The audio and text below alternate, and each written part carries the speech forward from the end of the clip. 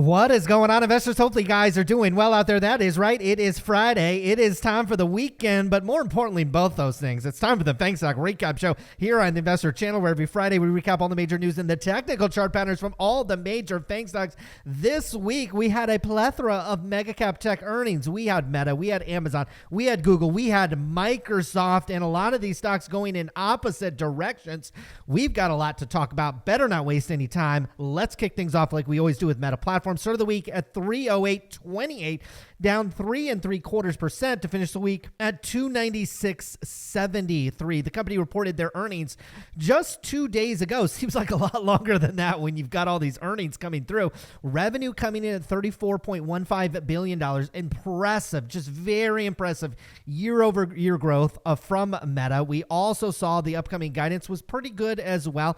The company's other business units outside of the advertising business obviously not doing as well, and the company cut shipments of that all-important Quest 3 device as demand. Some are blaming on the Vision Pro. I mean, most consumers probably don't even know about the Vision Pro. And I'm talking about like the mass market, okay? I don't think the Vision Pro is going to be like a $4,000 device after, $4,000 is going to be a minuscule market, okay? Meta's Quest 3 priced much more reasonably, like $200-300. They're still seeing low demand at that price point. And so they have to shrink this form factor. That there's just not enough demand here. I'm slightly more bullish on this business model, but again, the form factor has got to continue to shrink. YouTube, Meta, and TikTok, all the social media companies in Indonesia want to get in on an e-commerce license after the great country passed a rule prohibiting social commerce companies from facilitating direct e-commerce payments on their platform. So you can't get on Indonesia and sell something on like Facebook marketplaces. This aims to protect offline merchants and marketplaces that have these e-commerce licenses. Moving on to Apple, which will report their earnings next week. The company started the week at about $170 per share, down about 1.27%. Finished the week at $168.22. Apple is looking to push further into AI with a, quote, $1 billion annual spend, which for Apple, $1 billion annually on something is actually not a whole lot. The news article reports some job postings, some AI-based developers. There were also some job postings as it relates to maybe some in-person or in-physical retail as it relates to AI. I am still not convinced that Apple just won't go the licensing route with their Siri or some kind of language model and get somebody to pay them to be the AI of Apple. I think that'd be a great business model. I don't necessarily, considering how long it's been since Apple has had some time to work on this project, I think that's their best option at this point, but obviously they know better than I, and we'll see what happens. Now, Apple gets yet another report of weak iPhone demand, this one coming from JP Morgan, citing lower than average amount of days waiting to get one of these latest phones. Other than kind of the carrier subsidies, if you're on a refresh cycle with these things, I don't know why you would want the iPhone 15 if you just bought one of these phones. It's the exact same phone minus some very minor, not must-have features. Now, the company is going to release some new products. This is coming up on October 30th. Apple tends to theme their events. This is called, quote, Scary Fast. This is going to happen next week on October 30th. So playing off a little bit of a Halloween theme, but also right around this time, you tend to get new MacBooks, maybe even a new iMac as well. What Apple is doing, they're very smart strategy, right? They created the M1 processor inside of their chips. Then they created the M2. Then they created like Ultra and Pro fast versions where it's basically just like 2 chips stuck together or like 4 chips stuck together. From a manufacturing perspective, profit perspective, all those types of things, like yield from the fabricators like TSMC, like it's a great strategy. I think we're just going to see incrementally move in that direction. I don't think this is going to be anything revolutionary, but obviously Apple can surprise us. Now, the company is backing a United States right to repair law. I guess you didn't have that right before. And they plan to make more parts more accessible. This is on the heels of the great state of California passing its own Right to Repair Act earlier this month. Essentially, what often happens out here in California, and I don't blame people that don't live out here in California. California can kind of pass laws and almost like bully companies or bully the rest of the country to kind of follow in that sense. And so maybe not the best thing for everybody. In this case, I literally just crack. It's a small crack, but I've got a crack on the screen on my iPhone. So I'm glad this has happened because I would like to replace the screen on my phone. And I've done this myself before, and I think I'll have to do it again. Now, Apple is reportedly discussing using Vision Pro Health for mental health. And maybe I gave the company an idea for the name, Vision Pro Health. They say that it's meant to detect depression, anxiety, and stress based on the fact that people's facial expressions. Now, as somebody, I actually have, some experience with anxiety, just personally, something that not exactly sure of the root cause. Could be like a diet, exercise thing. I've experimented there. Could be like a stress thing as well. I'm managing it very, very well more recently. Sometimes I go through stretches where anxiety is a little bit more of a common like daily occurrence. Now it's something that just barely kind of impacts my life.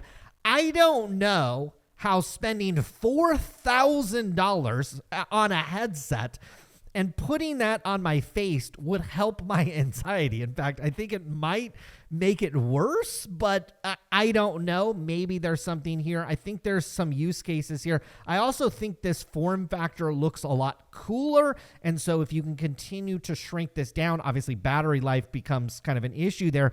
Continue to shrink this down. It does become an interesting business model, but again, I think one that has niche use cases. Do I see my 80-year-old dad putting this on his face? Probably not. Do I see allowing my young kids putting this on their face? I don't think so, but obviously time will tell. Now, Apple is boosting the price of its TV Plus and other subscriptions like its new. I really like the new service. I am a subscriber to Apple One Premier, which basically gives you access to basically all of their subscription. That is going up to $37 per month. I think it was maybe like $35 or so. Now, Apple TV Plus was initially $4.99. Then it went to $6.99. Now it's going all the way to $9.99. I am not exactly sure what's on that platform that's worth paying $10 per month. I think maybe Ted Lasso, and there's other popular shows on there. I'm not a viewer of the show, so I wouldn't necessarily pay $9.99 per month myself. But Apple, again, showing its pricing power. They'll pass these costs down now. We won't see them in next week's report, but subsequent quarters into next year, we should see that price increase just flow right into Apple's top services line and ultimately the bottom line as well. Now, the popular AirPod headphones were getting a makeover, new case design, new earbud design. You're also kind of the over the headset ones. Those are the AirPod Maxes. Those aren't really AirPods. They're more traditional kind of like Beats headphones. Those haven't been refreshed in several years. Also in 2024, expecting a makeover. Moving on to Amazon, started the week at $124.60, up 2.5%. To finish the week at $127, including a day where this stock was up like 9% today, finished the day up over 6.5%. That's on the heels of reporting their earnings yesterday. I hope you tuned into the video that we posted for Amazon. Revenue growth coming in at over 12%, and that beat expectations by $1.5 billion. Me personally, and clearly, we'll talk about this here. Now, me personally was not impressed with the guidance that Amazon gave. $160 billion up to $167. Consensus, which is the average, was at $167. Typically, when consensus is towards the high end and you have a number well below it, then, well, you're coming well underneath that. But clearly, Wall Street, at least for today and in the shorter term, not really worried about revenue over at Amazon. And maybe that's because that's been the judge for this company for the past 2 decades, if you will. It's kind of revenue growth and expansion and market grabbing and land grabbing, all that market share. Now the company is being judged with a different report card. And maybe it's operating profits. And when you look at the operating profits, we pointed this out on our earnings video. So you have the North American business here. That's your North American e-commerce business. Look at the accelerations. I mean, for over a year, nearly 2 years, this was like a negative profit business. Boom, spun into profits that we really haven't seen since the tail of 2021, when you still had kind of pandemic effects still on the economy. That's fantastic. I think the only thing investors are wondering is, can you not only maintain this, but continue the acceleration, not necessarily a drastic acceleration, but can you come in north of $4 billion in operating profits in your North American e-commerce business into infinity? If you're able to do that, there's more upside in Amazon. Also, the international business, you've seen just a money loser, really, other than when the pandemic was going on, a money loser, but is starting to turn the corner. And then finally, AWS as well, putting up an amazing nearly $7 billion in operating profits. Again, I think the questions, they weren't really answered on the conference call to an exact degree. How long can you maintain this with Amazon? Is this the new normal? Can we expect $7 billion in operating profits from AWS, continued improvement in the international business, eventually turning a profit likely next quarter? And will North America eventually kind of catch up and maybe even surpass AWS from an operating profit perspective? I don't know, but right now it's moving in the right direction. That's clearly what has investors excited. Now, Amazon and Google, many other cloud providers combined, could see $50 billion in revenue from just renting out its GPUs. Obviously, these companies are already doing this, and this obviously is a great business. Now, again, you have to have the GPUs. You have to have the server space. You have to power these things. You have to cool them off. You have to constantly be upgrading them. You have to have customer service and things like that. It's really an evolution of cloud, but certainly a boost to cloud as well. Now, Amazon potentially getting into the veterinary telehealth offering. If you have a sick cat, pet, dog, anything like that at home, similar to like you can get on, a video conference with your doctor and go to appointment. Well, now potentially with your pets as well. Walmart earlier this year partnered with a provider of that, and Amazon maybe seeing that that's an opportunity for them as well. Moving on to Netflix, start of the week at we'll call that 404, down 1.5 to finish the week at 397.87. The Hollywood strike is over for the writers, but the actors and the studios continue to negotiate, and we'll see what happens there. Moving on to NVIDIA, start of the week at 410, down about 1.5 to finish the week at 405 on the dot. Now, AI startup CentML gets a $27 million in funding from NVIDIA, Google, and others. What's interesting about this CentML company is the fact that they're trying to help large language model and kind of machine learning AI systems work more efficiently. So as you know, with large language models, you're kind of like stuffing data, like Wikipedia articles and like everything that you've scraped off the web on a smaller scale, maybe like your enterprise business data.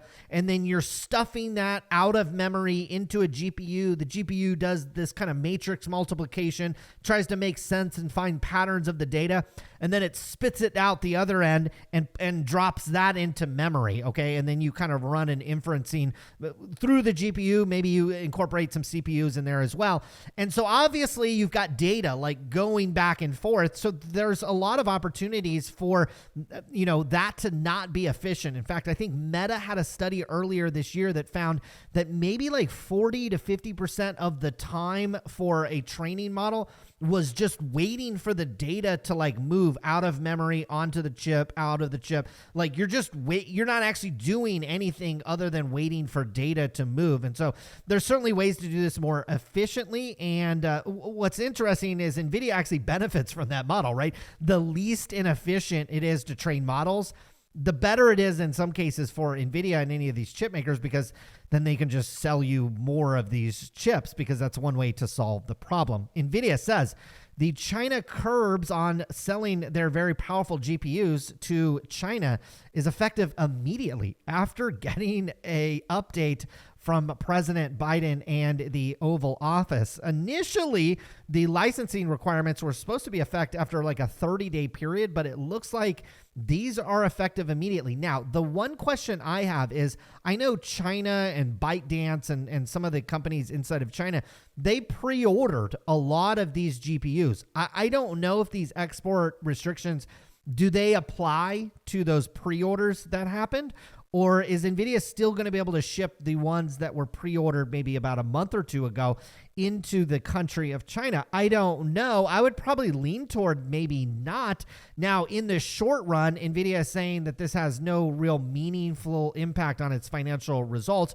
Longer term, and the reason why there's no meaningful short-term impact is because whatever China doesn't buy, will Microsoft or Oracle or Amazon or Google or any of these other major tech cloud providers, they'll buy these GPUs. But when we start to sit here 6 to 12 months down the road, is that incremental buyer going to be there if the country of China can't buy them? That is still an open question. And one I am trying to find an answer to. And when I do have more concrete details on it, I'll let you know. Now, NVIDIA, AMD, said to make chips for Microsoft operating systems amid Intel's dominance. Now, the NVIDIA and AMD, they're going to go to an ARM-based chip. This is really, it's less about, I think, Intel, which again runs and kind of controls the x86 architecture, which AMD basically licenses from them and makes a great product. Obviously, this is more competition with Apple because all of Apple's PCs and their laptops run on an ARM-based infrastructure. And look, maybe it's a fanboy in me, but I just know that my Apple MacBook does a lot of the tasks that I do. Now, it's not great necessarily for gaming. It's not great for maybe other things that people do. But for what I do, video editing, coding, all those types of things, this MacBook is the best that I can possibly find. I actually think NVIDIA and AMD are going to make chips that more or less kind of compete with that. And I think Intel will always have its own marketplace and its products will be in demand. And in fact, Intel reported their earnings yesterday, and they were fantastic. Okay, unfortunately, I didn't have time to do a video, but we've kind of alluded to this. Now, I have taken many of dumps on Intel in the past, but if you go back and look at my Q2 video, it's not as bad. Okay, a lot of bad news at some point with a stock too. A lot of bad news has kind of been priced in, and you've gotten beaten down. Okay, shares of Intel over the last year have actually performed relatively well. But obviously on a 5-year view, you know, AMD, NVIDIA, those types of stocks doing far better. But 9% jump in Intel. I was actually surprised AMD didn't pop a little bit more. It was up only about 3%. Look, good news for Intel is going to be great news for AMD and probably other chip makers as well. TSM. These companies accurately predicted kind of that they had oversupply into the marketplace and that they were in for a rough patch. They actually did a nice job. Now, Wall Street, you know, still punished the stocks. Okay, a lot of these stocks are well off the highs, even like an AMD, but they telegraphed kind of a slowdown in sales, and now they're telegraphing that things actually are a lot better. And look, they're being rewarded, and Intel certainly turning a corner. Wouldn't run out and buy shares of Intel, but it certainly wasn't the obvious. Like, a lot of people thought this was like an obvious buy like a couple of years ago. And, you know, that was my main point on a lot of my videos was like, no, this stock actually isn't a main buy. So very similar to like PayPal and other stocks that people kind of, you know, really pump here on YouTube and other channels. These are not obvious buys. Okay. Intel certainly has turned the corner. We'll do another video on PayPal here very soon. Moving on to Google, start of the week at 134. Boom. You don't see this very often. Down 9%, 9.11%, in fact, on the week for Google, including a massive drop in one day, down to $122.17 per share. Google, on the heels of reporting their earnings, clearly not running as hot from a growth perspective, although their business is much larger than Meta, but still very solid 11% growth on the ad business. What people were disappointed was on the Google Cloud side, certainly Microsoft is absolutely not taking, they're inhaling market share. They're gobbling up. They're like a T-Rex, and they're just like chomping down on market share from Google's cloud business. Clearly, people prefer Microsoft's cloud, and Microsoft's done a better job at courting business than Google Cloud.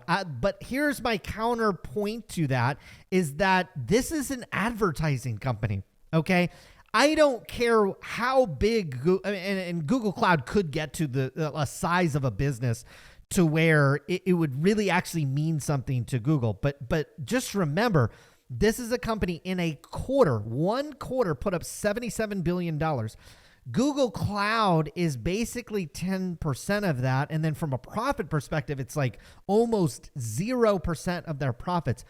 Google is an advertising company, and so I would pay very, very close attention to how they're integrating AI into their advertising and their core products. And if you think that is going to go well for Google, well, things are going to continue to move in the right direction for Google. This is not a cloud company. This is not a AWS. This is not a Microsoft Azure company. This is not what they do, okay? They're an ad business, and the ad business actually looks great.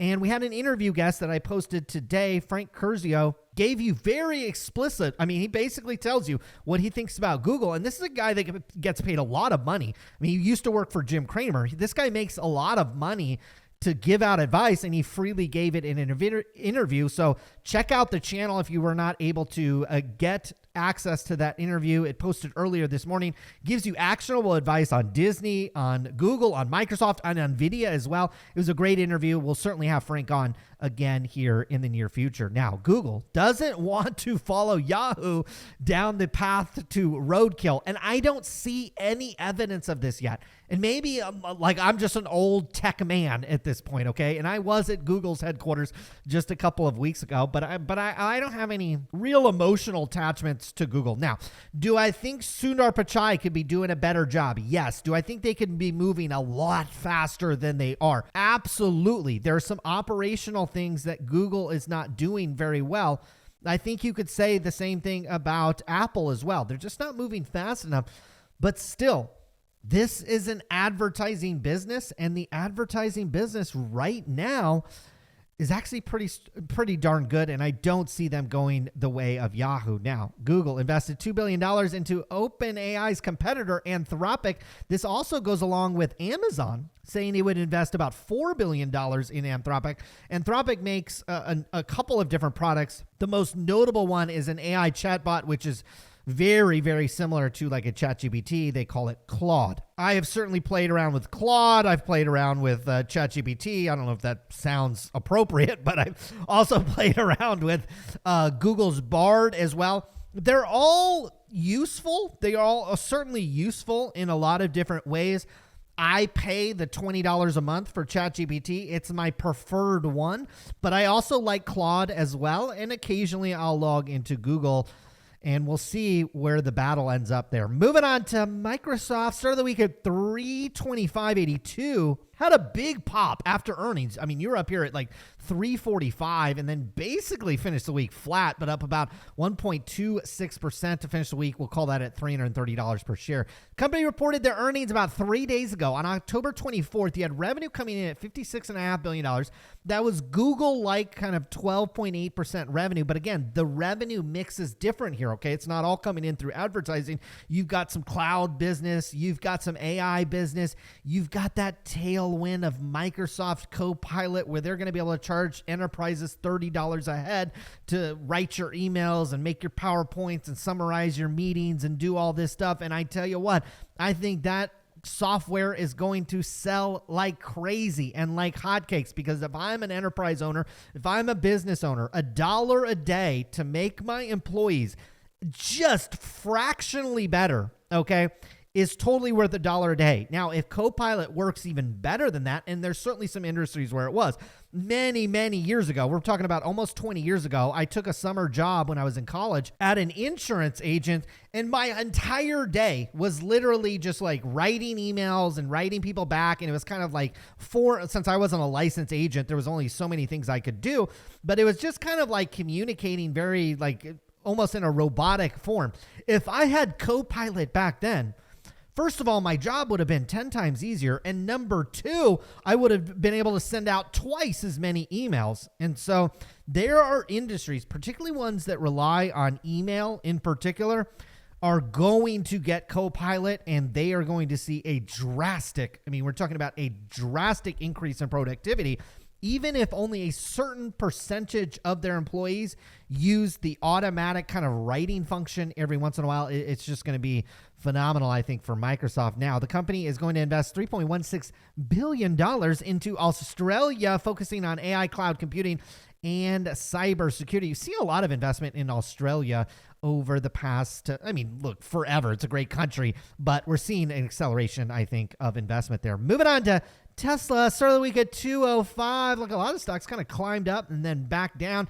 This one finishing roughly flat, up about 1% to finish the week at 207.30. Tesla raising the price of its Model Y SUV in China from about $47,800 up just fractionally, well, maybe more than fractionally. If you're trying to buy one of these things, you're up about $2,000 in the country of China for a new Model Y. Now, Tesla is constantly doing this. We keep running these press releases, but in general, the company is constantly moving prices up and down. The company is confirming that the Department of Justice, otherwise known as the DOJ, is still asking questions as it relates to autopilot, full self-driving features, and other things, including vehicle range, as it relates to the Tesla product. I don't have it on my desk here because I was reading it last night. It's inside my house. But if you read the Elon Musk documentary book or autobiography, I think that's actually how you say it, it explains all of this and that this is normal for Elon Musk and he doesn't care. He doesn't care that the DOJ is poking around. A lot of other companies would be like, oh my God, the DOJ. Elon Musk doesn't care. And that's just the way he does business. And that's the way it is. Tesla expects CapEx. CapEx is capital expenditures. This is building stuff, facilities, all those types of things. Really a lot of the gigafactories as it relates to making either the batteries or the cars or both. Expecting to top about $9 billion in 2023. I don't think that's really a surprise. It's going to exceed that number this year. Well, they did give us guidance for the next 2 fiscal years, which I think is actually kind of interesting. It's probably buried in this press release. But $7 billion to $9 billion for the next 2 years. So Tesla telegraphing that. And look, if they can hold margins where Tesla is, I don't necessarily think the stock is going to outperform in a large way. But if you can hold those margins where there are $7 to $9 billion in capital expenditures for the next 2 years, not egregious for that company. Where you run into problems with Tesla from a financial, and it's like maybe like first world problems, okay? It's not like this company is on the verge of bankruptcy or in the verge of like insolvency, but where the shares would come under more pressure is that those margins, they're already kind of single digits. If they continue to walk back into more traditional automaker margins, then you've got some problems, and we'll see what happens, certainly with Tesla. Now, we've got problems on the S&P 500. We have officially broken trend. We've broken support here at the purple line, although the purple line can be drawn in a number of different ways. But it's still not overly alarming because you've still got this longer-term trend. It depends on how you want to draw it in, but you've got a much longer trend. Your cluster of low that you don't want to close below is still all the way down here at 3,800. So you'd have to put up just a gigantic red candle. And then this wouldn't happen in one day. I guess if it happened in one day, it'd be fantastic, honestly, for longer term investors looking for opportunities. You're not going to put up a candle like this in one day, barring any really probably tragic news, but you got huge support for the S&P 500 down here at 38. And maybe we're just doing a slow grind down. Either way, long-term investors should take these opportunities to nibble on whether it's a broad market fund that you have or other stocks that are making these types of moves. I know in the shorter term, guys, we're making lower high, lower low. We're in a downtrend over the past 3-4 months in the stock market. But again, you always have to do things in context and do like a max view, which I can't really do here on this chart. It's straight up in the air. This brief blip, even if it turns into a major correction, it's a blip in a longer term trend, and it should be purchase. Now, moving on to Meta, big kind of wicking candle that brought us down to about 280 earlier in the week, recovered a little bit. We're just kind of walking on this level of support for Meta. In fact, we're in a real, I recall this kind of during the pandemic as well, as we were doing these shows. The stocks kind of like gapped up and moved. And then what they did is they really just traded in a tight range for a while. For Meta, we've been in a tight range since June of this year. You've been down here at about 280. You've been as high as 330, and that's it. Okay. So for almost 6 months, you've been trading in this, like, I don't know, you call it like a $40 trading range. And until you break to one side or the other, you just assume that you're going to kind of go sideways. And for these markets, if these stocks go sideways, that is okay. That is perfectly fine. I know that it's more exciting when these things go up, but if they go sideways, there's nothing really wrong with that. Now, moving on to Apple, again, shorter term, lower high, lower low. We're in a downtrend. We're in this down channel. Now the question is how long this down channel goes, right? If you're a mega bear and you think that, the whole world and the economy and everything is just going to fall apart, this channel is going to lead you probably down to these lows that you made in December of last year. Like you're coming to like 130 on Apple. And right now, you actually have to believe that's going to happen when you're in these types of channel. Now, the other way that I look at this is I kind of take that channel line and I just look, we're sideways consolidating with Apple. You broke to new highs up here at 194, and now you're basically consolidating around the previous highs that we made back in February of 2022, and that's what we're doing. Now, we could have a break lower, retest these lows down here in this box. I would say south of 157. I really don't get rapidly excited about Apple until you get south of that level. My mind could be changed next week with a different product, but right now, this company's products are just kind of languishing, and languishing might be too strong of a word for a company that's doing hundreds of billions of dollars in revenue and has pricing power and margin and buybacks and dividends and all that stuff. I'm just saying from a fundamental perspective, is the upside bigger in Apple over the next 5 years?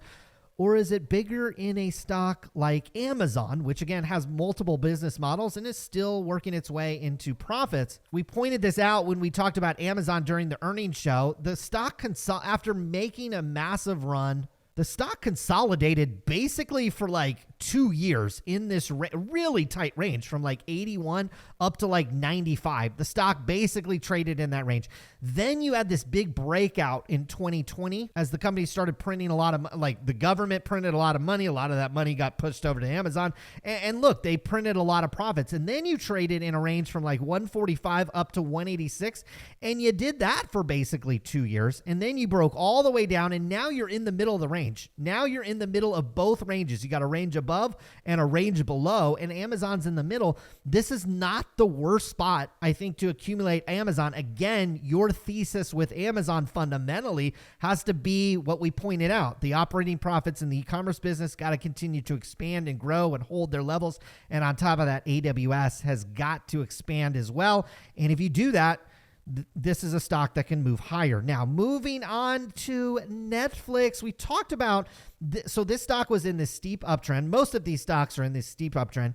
You had a decisive break of trend for Netflix. And what we talked about is what happens is you tend to then back test to the bottom of this channel, and that's kind of more or less where we're going. Still not convinced that Netflix can kind of break back into this channel. I'm not exactly sure what would do that. We just had earnings with this company. The rest of the streaming business doesn't seem that great. Nobody's making money except for Netflix, so I guess that could be one argument. But my guess is you come down here, you make a new lower low for anybody that really likes Netflix, wants to be in here. I know it seems like a long ways away, but like just south of like 260, be an interesting level. You've got some areas of support, be a pretty logical level for that stock to find some support. Moving on to NVIDIA. This is an interesting chart. I have not pulled this one up this week, so I really want to see this one. Looks like to me we're making like a head and then shoulders pattern on these. Those tend to want to break down. On top of that, you've got this large gap that the stock made when it reported their earnings. Complicating the situation a little bit, NVIDIA doesn't report their earnings until November 21st. So we're still like almost a month away on those earnings. But in an uptrend, obviously, as you know, you make higher highs and it's confirmed by higher lows. Right now, we're making higher highs, but then we just made a new lower high. We made a new lower low. This one looks like, to me, at least in the shorter term, you've made kind of this rounding topping pattern here, and that should be exciting, okay? If you're worried about your NVIDIA investment, you should have a stop loss on this thing, probably right here. You wouldn't want to see it get below probably about 380, get below 380. This gap is filling, and then you've got these opportunities south of like 325. That'd be the first area where I'd be excited, or maybe not excited, but I would think about buying NVIDIA south of 325. Keep in mind the momentum would be pretty steeply down probably at that point. And so I wouldn't be like overly aggressive at that area, but I think by the end of the year, you're going to have an opportunity to buy this stock for like $300. And I think it's coming relatively soon. Moving on to Google, also very similar to Netflix. You were on this breakneck trend, a very decisive trend, but you actually gap through it. Couple things here, very believable for Google is a back test back to trend. That's your opportunity to sell. And I'm not, this again, some people I think confuse like that with a fundamental argument. If you listen to our interview that I posted earlier today with Frank, if you listen to what when I talk about Google fundamentally, I'm not making a fundamental argument to sell. I'm talking about from a technical perspective. You get a back test up here. That's your opportunity to sell because you'll get likely rejected there, make a new lower low in the micro trend. You've got great support for this stock here at, I would call it 115. So you could have a buying opportunity, and it's not like a hand over fist buying opportunity, but you probably have buying opportunities for Google coming as soon as next week. Here at support lower than that, you've got an even better shot here at 105. That's more like put your Cybertruck in reverse and you open up the trunk down here at 105. Moving on to Microsoft, exactly like Apple. In fact, it's a tighter consolidation at the highs. You made highs back here at 330 for Microsoft. This was back in like 2021, 2022, and you're just consolidating around them. In fact, since May, you've basically between 320 and 350. You've been in a $30 trading range, like less than a 10% trading range, in fact, on Microsoft since May. Yes, some small deviations below, a couple of days above it, but you've been in this tight trading range. When mega cap stocks go on consolidation mode, I get excited, particularly with the tailwinds that Microsoft has. Now, finally, Tesla also looking a little consolidation. Like here, we've got some consolidation between, we'll call it 208 and 276. Tesla obviously way more volatile, higher beta than basically all of these stocks, maybe even combined, right? Maybe not. Netflix has got a high beta, NVIDIA as well. But this one's consolidating in this range. You get a break lower with Tesla. The area that I would be first excited about is south of 160. So you still got another $40 until you're wildly excited about Tesla. Folks, that was the Faang Stock Recap Show for October 27th. I hope you have a very safe and fun weekend. I'll be back next week for Apple earnings and many other things. Until then, I hope you guys have a wonderful weekend and a safe one. We'll see you next Friday. Good luck with your investments.